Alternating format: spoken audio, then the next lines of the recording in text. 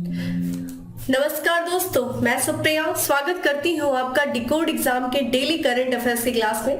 दोस्तों, आज current affairs की क्लास में हम डिस्कस करने जा रहे हैं 25 जनवरी 25 जनवरी से रिलेटेड करंट अफेयर्स को। तो चलिए जल्दी से आप सभी लोग सेशन से जुड़ जाइए। सेशन को आप सभी लोग ज्यादा से ज्यादा शेयर करें। और जैसा कि मैं हमेशा कहती आई हूँ, करंट अफेयर्स आपके हर एग्जाम के लिए बहुत ही ज्यादा इंपॉर्टेंट है, इसलिए कोशिश करिए डेली करंट अफेयर्स की क्लास को फॉलो करने का। और जैसा कि मैं हमेशा कहती हूँ, जब भी आप क्लास अटेंड कर रहे हो, चाहे अभी चाहे बाद में, तो अपने साथ एक नोटबुक और एक पेन लेकर के बैठना नहीं भूलें। और क्लास के दौरान मैं और भी जो इंपॉर्टेंट पॉइंट्स, जो फैक्ट्स बताती हूँ, उसको भी नोट डाउन करते हुए चलिए। और ना सिर्फ नोट डाउन करिए बल्कि उसका रिवीजन भी करते हुए चलिए। तो चलिए देर नहीं करेंगे, अपनी क्लास स्टार्ट करेंगे। उसके पहले कहना चाहूंगी कि जल्दी से चैनल को सब्सक्राइब कर लीजिए और बेल आइकन को प्रेस कर लीजिए। इससे आपको चैनल से रिलेटेड हर क्लास की वीडियो का प्रॉपर नोटिफिकेशन मिलेगा और आपकी कोई भी क्लास मिस नहीं होगी। चलिए आते हैं अपने प्रश्न पे। और हमारा आज का सबसे पहला प्रश्न है कि अंतरराष्ट्रीय व्यापार मेला मिलेट्स और ऑर्गेनिक 2023 का आयोजन कहाँ हो रहा है? तो मिलेट्स और ऑर्गेनिक्स 2023 का जो आयोजन किया जा रहा है, ये एक अंतरराष्ट्रीय व्यापार मेला है। और ऑप्शंस आपके सामने दिख रहा है, तो वीडियो को पॉज करें, कमेंट बॉक्स में आंसर करें। आप लोग जिन्हें आंसर आ रहा है वो आंसर करते नहीं, वो भी करें, इससे उनका रिवीजन होगा। और जिन्हें नहीं आ रहा है वो ध्यान से देखें, ठीक है। तो करेक्ट आंसर है कर्नाटक की कैपिटल बेंगलुरु में जो है अंतरराष्ट्रीय व्यापार मेला मिलेट्स और ऑर्गेनिक्स 2023 का आयोजन किया जा रहा है। और ये 3 दिनों तक चलने वाला मेला है, 3 दिवसीय मेला है, ठीक है। जिसका देखिए आयोजन जो शुरू हुआ है वो 20 जनवरी से शुरू हुआ है, 23 जनवरी तक चला है ये, ठीक है। तो मिलेट्स और ऑर्गेनिक्स 2023 अंतरराष्ट्रीय व्यापार मेला।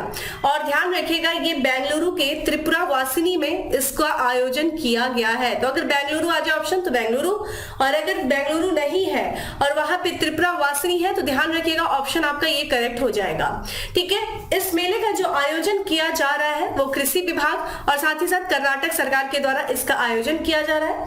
ये एक मेला बहुत से जो है अवसरों को तलाशने के लिए एक मंच उपलब्ध कराएगा। और साथ ही साथ यहाँ पे देखा जाए, ये जो व्यापार मेला है वो जैविक और बाजार क्षेत्रों में जो किसान है, जो किसान समूह है, जो घरेलू और अंतरराष्ट्रीय जो कंपनियां हैं, जो केंद्रीय और राज्य संस्थानें हैं, उनके लिए देखिए एक कृषि, बागवानी, प्रसंस्करण यानी कि प्रोसेसिंग, मशीनरी और कृषि प्रौद्योगिकी में जो अवसर है उनको तलाशने के लिए एक मंच उपलब्ध कराएगा ये जो मिलेट्स और ऑर्गेनिक्स 2023 जो ये मेला है। ध्यान रखिए, जैसा कि आप लोगों को पता है, भारत के ही प्रस्ताव के आधार पर यूनाइटेड नेशन ने 2023 को अंतरराष्ट्रीय बाजरा दिवस के रूप में मनाए जाने का फैसला लिया था। और ये साल जो है इसका नेतृत्व कर रहा है अंतरराष्ट्रीय बाजरा दिवस का भारत, ठीक है। तो यहाँ पे ध्यान रखिएगा, ये मोटे अनाज को लेकर के लोगों के बीच में या विश्व में जागरूकता फैलाना और साथ ही साथ इसके उत्पादन को बढ़ाने के लिए 2023 जो है अंतरराष्ट्रीय बाजरा वर्ष के रूप में मनाया जा रहा है। तो ये चीज इंपॉर्टेंट है, ठीक है, ध्यान रखिएगा। अच्छा प्रश्न है ये। आइए अगले प्रश्न की तरफ बढ़ते हैं। हमारा नेक्स्ट क्वेश्चन है कि निम्नलिखित में से किस देश की लड़कियों को यूनेस्को अंतरराष्ट्रीय शिक्षा दिवस समर्पित करेगा? तो अंतरराष्ट्रीय शिक्षा दिवस जो अभी 24 जनवरी को मनाया गया है, उसको यूनेस्को के द्वारा किस देश की लड़कियों को, किस देश की युवतियों को समर्पित किया गया है? प्रश्न आपसे ये पूछा जा रहा है। ऑप्शंस आपके सामने दिख रहे हैं और हम आंसर पे डायरेक्ट चलते हैं। करेक्ट आंसर इज अफगानिस्तान, ठीक है। तो जैसा कि आपको पता है 24 जनवरी को मनाया गया है अंतरराष्ट्रीय शिक्षा दिवस। और इसी अंतरराष्ट्रीय शिक्षा दिवस को यूनेस्को यानी कि संयुक्त राष्ट्र शैक्षिक, वैज्ञानिक और सांस्कृतिक संगठन यूनेस्को ने अफगान की जो बालिकाएं हैं, जो महिलाएं हैं, जो युवतियां हैं, उन्हें अंतरराष्ट्रीय शिक्षा दिवस को समर्पित किया है। ध्यान रखिएगा कब मनाया जाता है? 24 जनवरी को मनाया जाता है। इस साल देखा जाए तो ये यूनेस्को का जो अंतरराष्ट्रीय शिक्षा दिवस है, ध्यान रखिएगा ये 5वां संस्करण था। और ये किस थीम के तहत मनाया जा रहा है? तो लोगों में निवेश, शिक्षा को प्राथमिकता देना, ठीक है। तो ये थीम याद रखिएगा, इंटरनेशनल एजुकेशन डे का ये थीम है और 24 जनवरी को ये मनाया जाता है। और इस साल यूनेस्को ने इस दिवस को, ध्यान रखिएगा, किसको समर्पित किया है? अफगान की बालिकाओं और महिलाओं को समर्पित किया है।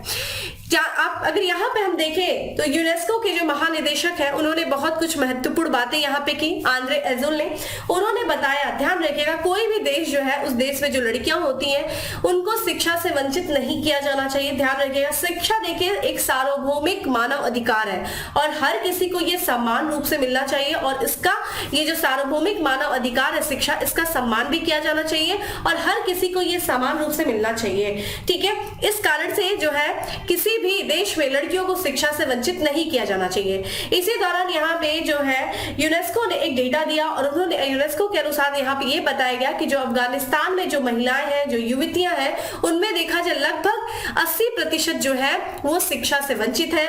वो वहां पे कॉलेज स्कूल नहीं जा पा रही। कारण क्या है कि वहां पे तालिबान का शासन चल रहा है और तालिबान जो है वहां की लड़कियों को, वहां की महिलाओं को, वहां की युवतियों को स्कूल और कॉलेजेस जाने से रोकता है। तो देखिए एक तरीके से बहुत ही सारे ऐसे कारण हैं जो महिलाओं को शिक्षा से वंचित कर देते हैं, जिसमें से अगर हम देखें आर्थिक कारण भी होता है, सामाजिक कारण भी होता है, धार्मिक कारण भी होता है। तालिबान में यहाँ पे हम अगर देखें तो यहाँ पे हमें धार्मिक कारण देखने को मिल रहा है। वहीं देखिए सामाजिक कारण, बहुत सारे जो है ऐसे समाज है जो महिलाओं को नेतृत्व नहीं करने देते या फिर उन्हें आगे आने नहीं देना चाहते। बहुत सारे ऐसे समाज है जहाँ पे पर्दा प्रथा वगैरह बहुत होती है। जनरली लड़कियों को और युवतियों को घर में रहने देना होता है। उसी तरीके से अगर देखें आर्थिक कारण भी अगर होता है, अगर मान लीजिए एक फैमिली है, उसकी इनकम कम है और वहां पे एक लड़का और एक लड़की है, तो लोग वहां पे प्रेफरेंस क्या करते हैं कि लड़की को ना स्कूल भेज करके लड़के को स्कूल भेजना ज्यादा प्रेफरेंस देते हैं। तो ऐसे बहुत सारे कारण हमें देखने को मिले हैं। तो जिसमें से अगर हम देखें तो यहाँ पे जैसा जैसा आपको पता है कि अफगानिस्तान में लोकतंत्र के स्थान पे तालिबानियों का जिस तरीके से शासन आया, वहां पे बहुत सारी इस तरीके से अव्यवस्थाएं फैली हुई हैं और यहाँ पे युवतियों को जिस तरीके से शिक्षा से वंचित किया जा रहा है, ये अपने आप में एक सोचने वाला विषय है। वहीं पे यूनेस्को ने यह भी कहा कि अगर हम पूरे विश्व का डेटा देखें तो लगभग 244 मिलियन जो बच्चे हैं, जो युवा है, वो स्कूल से बाहर है और वहीं पे देखा जाए जो वयस्क है 771 जो मिलियन वयस्क है, जो एडल्ट है, वो निरक्षर है। तो देखिए शिक्षा जो है एक समाज को आकार देता है। एक समाज को आगे बढ़ाने में जो सबसे बड़ा जो महत्वपूर्ण रोल होता है वो एजुकेशन का होता है और अगर एजुकेशन से ही लोगों को वंचित कर दिया जाए तो वो समाज किधर जाएगा, ये आप सोच सकते हैं। तो इसलिए यूनेस्को इस बारे में विचार किया और ये सारे डेटा जो लेके आया है आपके लिए इंपॉर्टेंट हो जाता है। यहाँ पे ध्यान रखिएगा कि शिक्षा का जो अधिकार है, ठीक है, वो मानव अधिकारों की जो सार्वभौमिक घोषणा है उसका अनुच्छेद 26 में उसको निहित किया गया है और इसमें ये बात किया गया है कि जो निःशुल्क और अनिवार्य प्राथमिक शिक्षा की मांग करती है, ठीक है, ये चीज। और एक कन्वेंशन है जिसको 1989 में अपनाया गया था। कन्वेंशन क्या है दोस्तों? बाल अधिकारों का convention, convention on the rights of the child, ठीक है। तो ये एक कन्वेंशन है, ये भी इंपॉर्टेंट है, आप लोग के लिए ध्यान रखिएगा। इस कन्वेंशन में देखिए क्या बातें की गई हैं। तो ये कन्वेंशन निर्धारित करता है कि देश जो है, सभी देश उच्च शिक्षा को सभी के लिए सुलभ बनाएंगे। तो एक देश की सरकार का ये कर्तव्य होगा कि उस देश के जो नागरिक है उनके लिए शिक्षा को सुलभ बनाना, उनकी पहुंच में बनाना। ये नहीं कि भाई ऐसी शिक्षा है कि लोगों तक पहुंच ही नहीं पा रही है, ये नहीं। ये दायित्व तो होगा एक देश का, एक देश की सरकार का कि लोगों को शिक्षित करना। और ये बात किया गया है इस कन्वेंशन में, बाल अधिकार पर कन्वेंशन, जिसको 1989 में लाया गया था। ये इंपॉर्टेंट है आपके लिए, स्टार कर लीजिए, ठीक है। क्योंकि हम बात कर रहे हैं यूनाइटेड नेशन की एक इंपॉर्टेंट बॉडी के बारे में, यूनेस्को, ठीक है। यूनेस्को का देखिए यहाँ पे फुल फॉर्म क्या है? United Nation Education Scientific Cultural Organization. अगर हम बात करें ये इस्टेब्लिश कब हुआ था, तो ये 16 नवंबर को हुआ था 1945 में लंदन में, यूनाइटेड किंगडम में। लेकिन ध्यान रखिएगा फॉर्मेशन इसका लंदन में हुआ था, लेकिन इसका हेडक्वार्टर कहां पे है दोस्तों? वो पेरिस में है, फ्रांस की कैपिटल पेरिस में है। अगर हम इसके मेंबर्स की बात करें तो यहाँ पे हमें 193 मेंबर्स दिख रहे हैं, जिसमें से यहाँ पे साथ ही साथ 11 सहयोगी सदस्य भी हैं। महानिदेशक यहाँ पे कौन है? आंद्रे एजोल जो है वो इसके महानिदेशक है यूनेस्को के। तो ये यूनेस्को बॉडी आपके लिए इंपॉर्टेंट है। क्वेश्चन मेरा आपसे ये बन रहा है कि यहाँ पे 24 जनवरी को हम मनाते हैं अंतरराष्ट्रीय शिक्षा दिवस। आप मुझे बताएं कि भारत में 24 जनवरी को क्या मनाया जाता है? आप मुझे कमेंट बॉक्स में आंसर करें, ठीक है। चलिए अगला प्रश्न हम पढ़ते हैं और हमारा नेक्स्ट क्वेश्चन है कि हाल ही में चराय देव मोइंदम्स पिरामिड किस राज्य में स्थित है? तो हाल ही में चर्चा में था, देखिए यहाँ पे मिसिंग एक लाइन, चर्चा में रहा, ठीक है। क्या? चराईदेव मोइंदस यानी कि मैदान, और ये एक कब्रिस्तान है जिसको हम पिरामिड कह सकते हैं, और ये अभी चर्चा में रहा है। और ये किस राज्य में स्थित है दोस्तों? तो करेक्ट आंसर असम, असम में स्थित है। आइए बात करते हैं ये चर्चा में क्यों है। तो देखिए अभी यहाँ पे जो मोदी सरकार है प्रेजेंट में, तो प्रधानमंत्री नरेंद्र मोदी जी ने जो ध्यान रखेगा, जो 52 विरासत स्थल है उन स्थलों में यूनेस्को विश्व विरासत स्थल के लिए देश के एकमात्र नामांकन के रूप में जिसे चुना है वो है असम का पिरामिड। ठीक है, ध्यान रखिएगा 52 विश्व विरासत स्थलों में एकमात्र जो नामांकन हुआ है वो हुआ है असम का पिरामिड। क्या है भाई? ये चराईदेव मोइंदस, ठीक है, जिसे मैदान भी कहते हैं। तो ये असम में है, और ध्यान रखिएगा ये अहोम साम्राज्य से संबंधित है चराईदेव, और इसको विश्व विरासत स्थल के रूप में नामित करने का निर्णय लिया गया है सरकार के द्वारा। ठीक है, ध्यान रखिएगा इसे जो है, इस पिरामिड को, चराईदेव मोइंदस को सांस्कृतिक श्रेणी में चयनित किया गया है। ठीक है, और ये यूनेस्को के विश्व धरोहर स्थल के लिए भारत का नामांकन होगा 2023 से 24 के लिए। आइए इसके बारे में थोड़ा देखें। जैसा कि ध्यान रखिएगा असम का जिला है चराईदेव जिला, ठीक है, वहां पे ध्यान रखिएगा ये अहोम युग का मोइंदस यानी कि शाही परिवार का कब्रिस्तान यूनेस्को के विश्व धरोहर स्थल के रूप में मान्यता के लिए भारत का एकमात्र नामांकन होगा। तो ये मोइंदस यानी कि ये शाही परिवार का कब्रिस्तान हुआ करता था। और अगर हम देखें इसके बारे में, तो ये जो है मोइंदस की जो तुलना की जाती है वो प्राचीन चीन के जो शाही मकबरे थे उनसे की जाती है। अहोम की बात किया जाए दोस्तों, तो ये अहोम जो है असम की जो पटकाई, यहाँ पे पटकाई पहाड़ियां थी उसी के तलहटी में ये रहा करते थे, और यहाँ पे ये नाम पड़ा है, ठीक है, चराईदेव, इसका जो नाम है चेराथ दोई या फिर चेताम दोई रखा गया है, और इसका अर्थ देखिए क्या है उन्हीं की भाषा में, तो ये है पहाड़ के ऊपर एक चमकदार शहर। ठीक है, तो ये चीज आप ध्यान रखिएगा, इंपॉर्टेंट है। और अगर हम कुछ और भी इंपॉर्टेंट चीजें यहाँ पे देखें तो आपको पता है कि वर्तमान में अगर जो विश्व धरोहर स्थल है भारत में वो कितने हैं दोस्तों? 40 है। ठीक है, 40 विश्व धरोहर स्थल है। 3 इसमें होते हैं क्राइटेरिया, एक तो सांस्कृतिक होते हैं, दूसरा प्राकृतिक होते हैं, तीसरा देखा जाए मिश्रित होते हैं। ठीक है, कल्चरल, नेचुरल और मिक्स। यहाँ पे जो प्राकृतिक है दोस्तों वो कितने, सांस्कृतिक जो है वो ध्यान रखिएगा 32 है। वही बात किया जाए जो अगर हम बात करें प्राकृतिक का तो वहां पे हमें 7 देखने को मिलता है, और एक मिक्स्ड है जो कि यहाँ पे आपको देखने को मिलता है कंचनजंगा सिक्किम का। असम का देखिए पूर्वोत्तर में अगर हमें देखने को मिलता है तो असम में ध्यान रखिएगा असम में दो है नेशनल पार्क। कौन सा? काजीरंगा नेशनल पार्क और मानस नेशनल पार्क जो है वो भी यूनेस्को के विश्व धरोहर स्थल में शामिल है। ठीक है, और हमने क्या देखा यहाँ पे कि ये प्राकृतिक स्थल है। वही हम लोगों ने लास्ट टाइम में देखा था, देखिए 39वां जो था वो धौलावीरा था। ठीक है, और रामप्पा टेम्पल, तेलंगाना का रामप्पा टेम्पल, ये हमें देखने को मिले था यूनेस्को के विश्व धरोहर स्थल में। तो ये थोड़ा इंपॉर्टेंट है, ध्यान रखिएगा इसको कब शामिल किया गया था। ये सारी चीजें याद रखिएगा, जो 40 विश्व धरोहर स्थल है एग्जाम में पूछा जाता है। आपकी जिम्मेदारी याद करिए, उसका चार्ट बनाइए, अपने रूम में लगाइए, डेली याद करिए।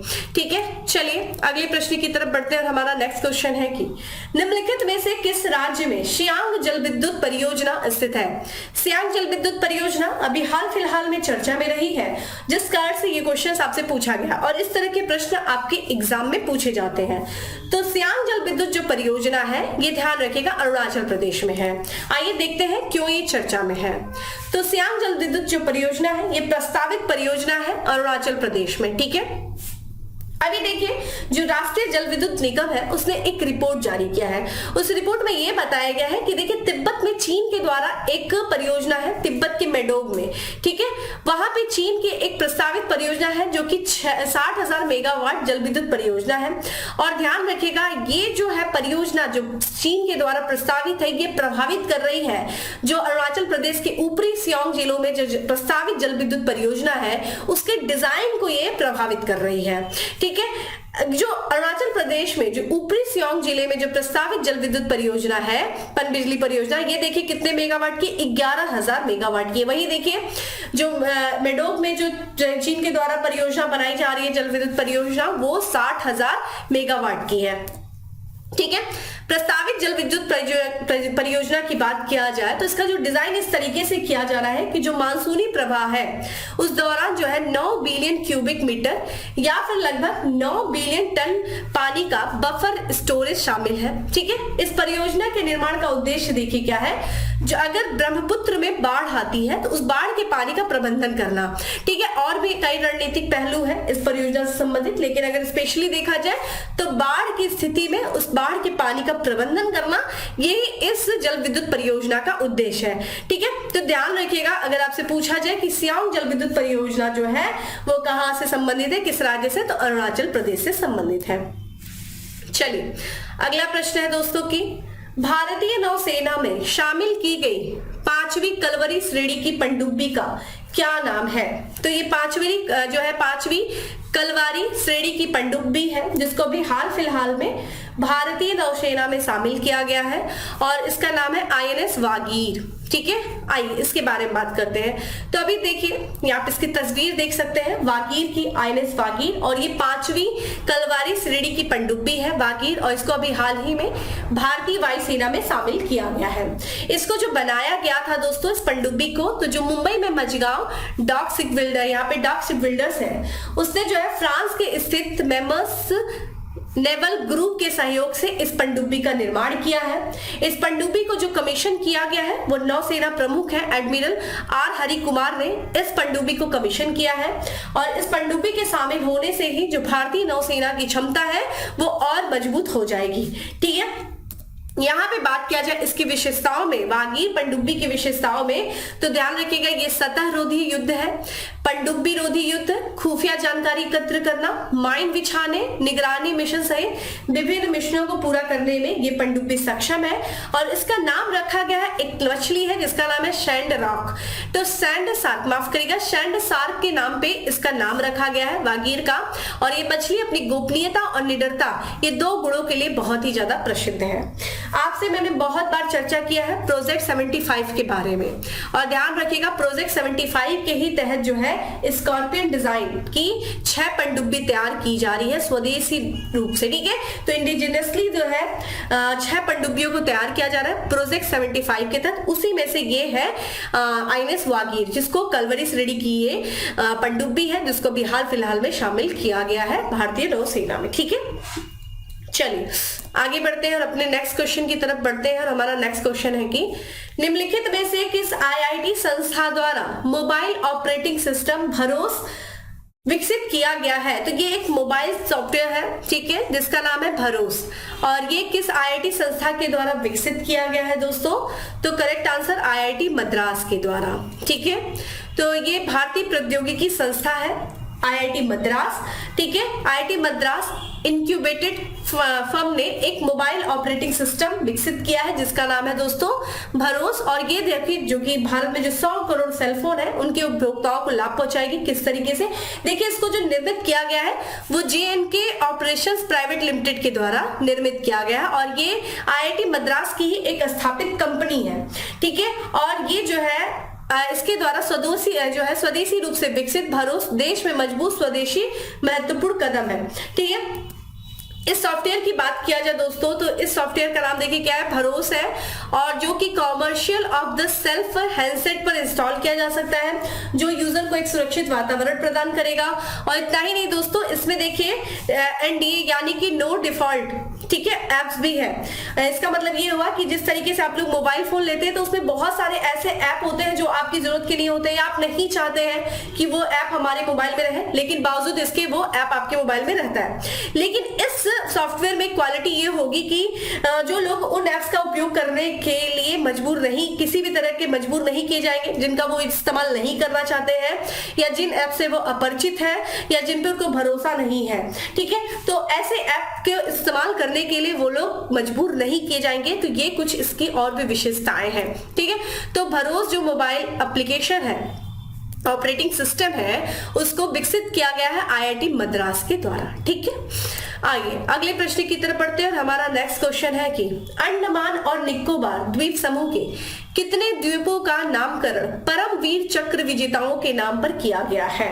ठीक है, तो करेक्ट आंसर 21 है। आइए इसके बारे में देखते हैं। तो अभी जैसा कि आपको पता है पराक्रम दिवस मनाया गया है 23 जनवरी को, ठीक है। सुभाष चंद्र बोस जी की 126वीं जयंती के उपलक्ष्य में पराक्रम दिवस मनाया गया और उसी दिन प्रधानमंत्री नरेंद्र मोदी जी के द्वारा जो अंडमान निकोबार के द्वीप समूह है, 21 द्वीप समूह, 21 सबसे बड़े द्वीप समूह, उनका जो नामकरण किया जा रहा है वो परमवीर चक्र विजेताओं के नाम पर किया जा रहा है, ठीक है। ये जो स्टेप, ये जो यहाँ पे देखा जाए जो सरकार के द्वारा जो ये कदम उठाए गए हैं एक तरीके से, तो ये जो द्वीप समूह के जो सबसे बड़े द्वीप का नामकरण है वो प्रथम परमवीर चक्र विजेता के नाम पर किया जाएगा, ठीक है। और ये एक तरीके से सम्मान होगा। इसमें देखिए कौन कौन से नाम शामिल हैं जो परमवीर चक्र विजेता थे। उनमें देखा जाए मेजर सोमनाथ शर्मा, ठीक है, नायक यहाँ पे Jadunath Singh, company havildar major Piru Singh, lance Naik Albert Ekka, major Ramaswamy Parameswaran, captain Vikram Batra और लेफ्टिनेंट मनोज कुमार पांडे, इन लोगों के नाम शामिल हैं। और आप ये देख सकते हैं अंडमान निकोबार के द्वीप समूह है, ये आपको यहाँ पे स्क्रीन पे दिख रहा है, ध्यान से देख लीजिएगा, क्वेश्चन पूछे जाते हैं। एक तरीके से ये जो नामकरण है, जो द्वीपों का नामकरण किया जा रहा है, वो उन एक तरीके से जो विजय ये परमवीर चक्र विजेता रहे हैं जिन्होंने अपने प्राण निछावर किए थे इस देश की रक्षा के लिए, इस देश की संप्रभुता और अखंडता को सुरक्षित करने के लिए जो उन्होंने सर्वोच्च बलिदान दिया था, उसी बलिदान के लिए इन नायकों को श्रद्धांजलि देने के तौर पे सरकार के द्वारा यह कदम उठाया गया है।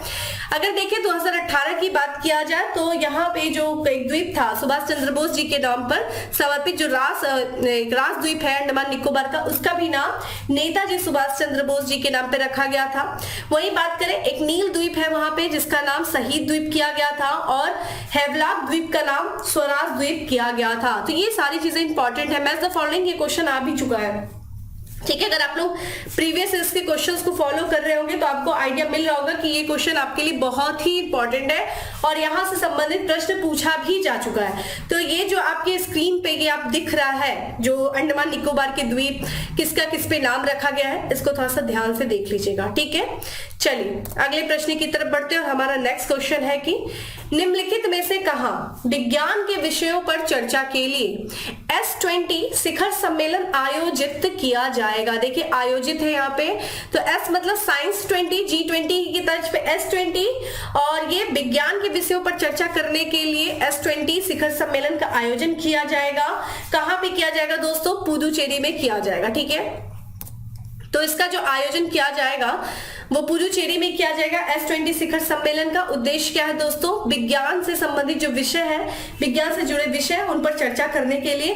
तो जैसा कि आप लोग को पता है भारत जो है इस साल G20 शिखर सम्मेलन की मेजबानी कर रहा है और यहाँ पे G20 शिखर सम्मेलन के साथ साथ देश भर में जो युवा 20 शिखर सम्मेलन भी हम लोगों ने देखा और उसी की तर्ज पर जो है साइंस यानी कि S20 शिखर सम्मेलन का भी आयोजन किया जाएगा।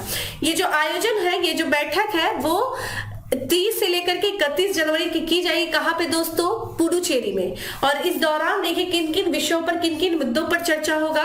तो हरित ऊर्जा, वैश्विक स्वास्थ्य, समाज और संस्कृति में विज्ञान के जो योगदान जैसे मुद्दों पर यहाँ पे चर्चा होगी, ठीक है। वही बात करें यहाँ पे जो भारतीय विज्ञान संस्था जो है इस पूरे सम्मेलन का आयोजन कर रही है। तो बेंगलुरु स्थित जो भारतीय विज्ञान संस्था है वो इस सम्मेलन का आयोजन कर रही है। तो ये भी क्वेश्चन अपने आप में इंपॉर्टेंट है। G20 से संबंधित जो कुछ भी आप न्यूज में देख रहे हैं उनको लगातार फॉलो करिए, जरूर प्रश्न आएगा यहाँ से रिलेटेड, ठीक है, क्योंकि पहली बार भारत जो है इसकी मेजबानी कर रहा है। चलिए आगे बढ़ते हैं और नेक्स्ट क्वेश्चन पे बढ़ते हैं। हमारा नेक्स्ट क्वेश्चन है कि निम्न में से किस राज्य में भारतीय डाक विभाग ने समुद्र मार्ग से पार्सल और डाक पहुंचाने की तरंग मेल सेवा शुरू किया है? तरंग मेल सेवा देखिए क्या है, ये एक तरीके से ये भारतीय डाक विभाग के द्वारा शुरू की गई है और समुद्र जो अपना समुद्र मार्ग है वहीं से जो है पार्सल और डाक पहुंचाने की ये सेवा है। इसको किस राज्य से शुरू किया गया है दोस्तों? तो करेक्ट आंसर गुजरात, ठीक है। तो यहाँ पे गुजरात में जो है भारतीय डाक विभाग ने शुरू किया है तरंग मेल सेवा। उद्देश्य क्या है? जो समुद्र मार्ग है, ठीक है, जो ओशियन रूट है उसके माध्यम से पार्सल और डाक पहुंचाना, यही इसका उद्देश्य है। इस सेवा का जो शुभारंभ किया गया है वो केंद्रीय संचार राज्य मंत्री देवो सिंह चौहान ने इसके शुभारंभ किया है। कहां से? तो सूरत में एक बंदरगाह है, हाजिर बंदरगाह, इंपॉर्टेंट, हाजिर बंदरगाह स्टार कर लीजिए। ये सूरत में बंदरगाह है और इसी बंदरगाह से तरंग मेल सेवा का शुभारंभ किया गया है। ये जो सेवा है यहाँ पे ध्यान रखिएगा, तो भारतीय डाक विभाग ने सौराष्ट्र, दक्षिणी गुजरात और मुंबई के बीच में डाक पहुंचाने के लिए गोगा हाजिर मार्ग पर रोपेक्स फेरी सेवा भी शुरू की है। इससे देखिए क्या होगा फायदा।